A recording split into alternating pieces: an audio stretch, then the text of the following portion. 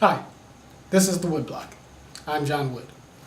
John Adams once said that ideology is a systematic way for people to go wrong with confidence.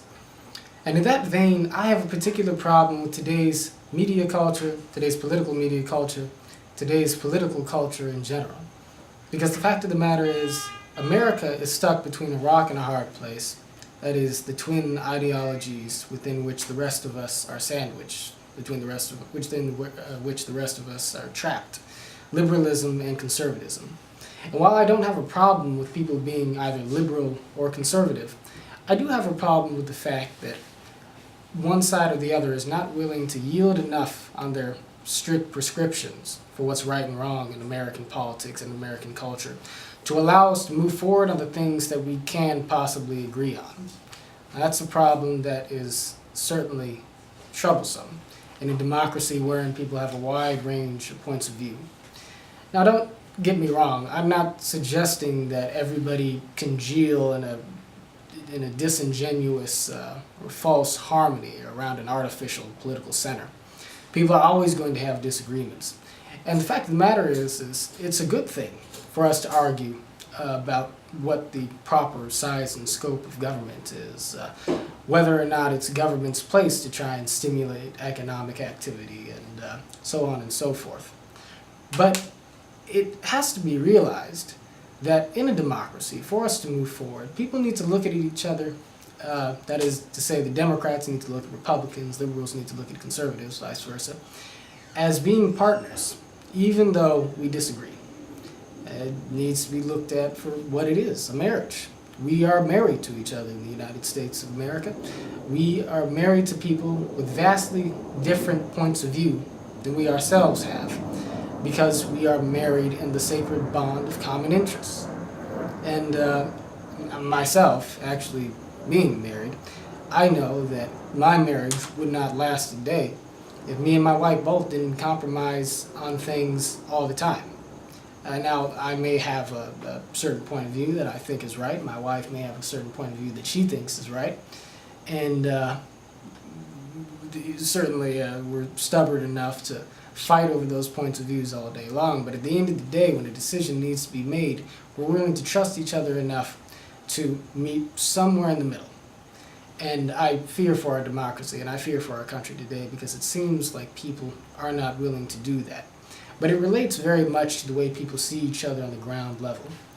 Now, as regarding conservatives, I have a problem with conservatives and with folks who sometimes identify themselves as Tea Partiers, who look at the rampaging growth of government today and accuse liberals, accuse Democrats, accuse the president of being un-American, of bringing an un-American ideology to our political formula, and to accusing them of actively seeking to subvert the country in some cases.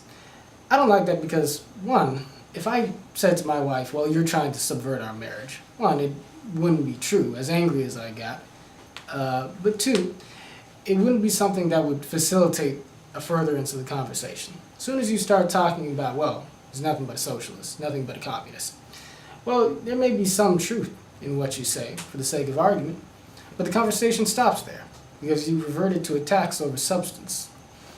As a remedy to that, it's important for us to realize that the arguments that we're having in our country today, on the sides of the left and the right, are really only a continuation of arguments that have run throughout the strain of our history. And on that note, I'd like to take a quote from a truly great Tea Party patriot, a man who once had this to say, and tell me if this doesn't sound like a Tea Party quote to you. Patrick Henry once said, "When the American spirit was in its youth, the language of America was different. Liberty, sir, was the primary object. You make the citizens of this country agree to become the subjects of one great consolidated empire of America. When I come to examine these features, sir, they appear to me to be horribly frightful. Among other deformities, it has an awful squinting. It squints toward monarchy." Now replace the word monarchy with big government. Replace the word empire with statism, if you will. and tell me that doesn't match pretty clearly our current context. So who was Patrick Henry talking to? Was he talking to some early American socialist? Well, he was talking to James Madison, and he was talking particularly about a bold and radical plan that James Madison and others were putting forward to try and save America in a time where the country was falling apart for lack of bold and decisive action. Patrick Henry, in other words, was criticizing the Constitution. Now, I'm not making this point to suggest that Barack Obama is therefore justified in saying that the Constitution supports the idea that all Americans could be mandated to buy health insurance or something like that. No, I'm not saying that at all. But what I am saying is that when people bring forward these big government solutions, as they're called, when people try and use the power of government to solve real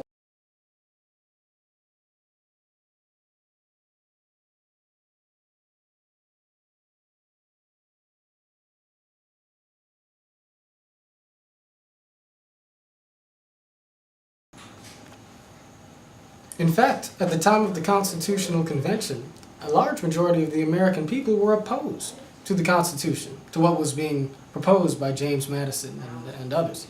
Because to them, it stood in stark opposition to what it is that they felt that they were fighting against in the Revolutionary War. They were fighting against monarchy, yes, but more fundamentally, they were fighting against centralized authority. So a constitution that that proposed the establishment of a strong executive seemed to them no better than what a monarchy itself would represent, and that is a force in opposition to the liberty of the people. So it's not a bad thing to argue against universal health care or your Obamacare, whatever you call it. It's not a bad thing to argue against higher taxes for the top wealth creators in this country. It's not a bad thing to argue against any particular policy prescription on the grounds that it's too much government. But don't suggest that just because a person does think in these ways, that a person does feel that the ability of government or that the tool of government should be used in dramatic ways to confront gigantic problems, that they're somehow un-American. That's not going to help this conversation. That's not going to help move us forward. And most importantly, it isn't true. Now, similarly, I have a criticism for the people on the ground on the left, the liberals, who somehow or other look at people on the right who are opposed to Barack Obama. And so often they believe that you just can't possibly oppose Barack Obama unless it was coming from racism, unless it was coming from some deep-rooted prejudice or some deep-rooted animosity towards the man because of the color of his skin or some equally superficial reason. And while I wouldn't begin to suggest that racism is not a factor, there are many factors involved in people's opposition to Obama. Surely much of it is cultural. But there's a difference between cultural opposition and racial opposition, because the fact of the matter is, if Herman Cain or Alan Keyes or even Colin Powell had been elected as this nation's first black president, do you think we'd see a Tea Party? I myself rather doubt it. But more significantly, when you simplify opposition to racial grounds, you excuse yourself from understanding in a detailed sense why it is people would oppose this president. The fact of the matter is, take Michael Eric Dyson's recent comments, where he said that Republicans, given the fact that they had supported debt ceiling increases by previous Republican presidents, could only be opposing Barack Obama's attempt to raise the debt ceiling because, in his words, I'll roughly paraphrase, they do not want the economy to go into the black because the economy is in the hands of the black. But this completely ignores the fact that in 2 short years, Barack Obama has added more debt to the United States economy than have been accrued than was accrued by George W. Bush in 8 years. And George W. Bush was not a exemplary figure in terms of fiscal responsibility. He's added more to the deficit than any president in the history of this country, more than just about every president taken together. Why does this not make this an extraordinary situation? How could this not instigate fierce opposition to his policies? And so we need to start looking at substance America. We need to start examining the substance of our respective beliefs and argue them on those grounds. Because that doesn't mean that Barack Obama is wrong to do what he's done either. But it does mean that the other side, that is to say liberals, have to recognize where it is conservatives are coming from. Conservatives have to recognize where it is liberals are coming from, both in the context of our American history, to be able to understand why it is we are here at this particular moment and how it is we will go forward together. Now, there's a lot more I could say on this subject, and I will in the following episodes of The Woodblock. But I leave you with this. Politics, and well, democracy particularly, cannot prosper. America cannot prosper unless she understands that she has entered into a sacred union, if you will, between Republicans and Democrats, left and right, white and black, so on and so forth. And unless we treat each other with love and respect and understanding, then this country will not last long. My name is John Wood, and you're watching The Woodblock.